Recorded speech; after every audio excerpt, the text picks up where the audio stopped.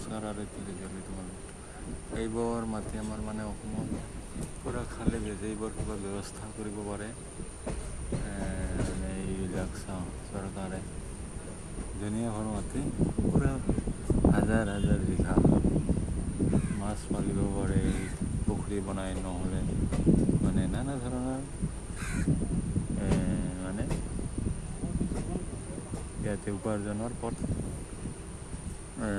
ওলাব পাৰে চৰকাৰে কিন্তু আমাৰ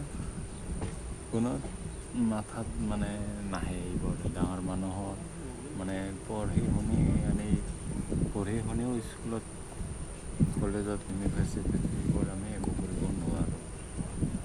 তেতিয়াহ'লে পঢ়াৰ বা ডাঙৰ ডাঙৰ নেতা মিনিষ্টাৰ হোৱাৰ কি প্ৰয়োজন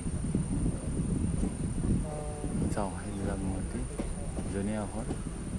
এইবিলাক মাটি ডাঙৰ ডাঙৰ পুখুৰী কৰি বিদেশৰ অন্য ৰাজ্যত ছাপ্লাই কৰিব পাৰে মাছ হওক কিবা খেতি কৰিব পাৰে যিকোনো ধন্যবাদ নমস্কাৰ।